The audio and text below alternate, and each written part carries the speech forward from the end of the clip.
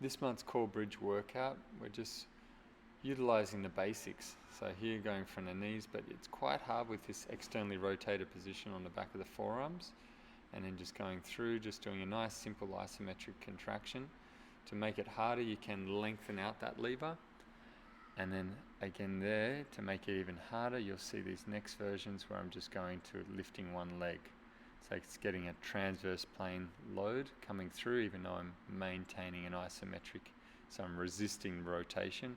Here I can make it harder again by having the feet further apart. Makes it much stronger, so you get that cross bracing effect through the pelvis and the spine, the shoulders. So that external rotation is really important to really engage those serratus. Here I've just got the bridge, and then I've got arms in different positions. You could start with them down low, out in a T, in a Y, or right up overhead. Like that, really pushing down and back, and you can lengthen that lever out as well to make it a lot harder. So really simple ways to progress. And then you can go back to the bent knee one and then induce the transverse plane load, holding an isometric there. And on the other side there, this makes it harder as the leg lengthens out. Having a wider stance will induce more rotational force across the pelvis and the back as well.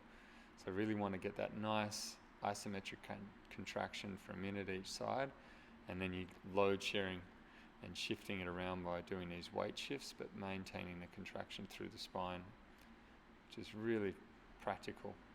Here the side bridging, we did these in the gym last month, but these are great to learn and have down.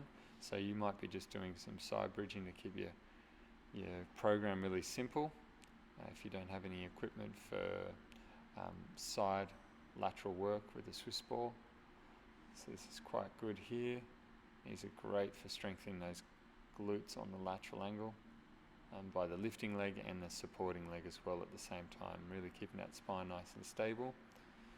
So get into it, get it done, film yours, get it back to me and I'll have a look. But it's really important to get your stability work done.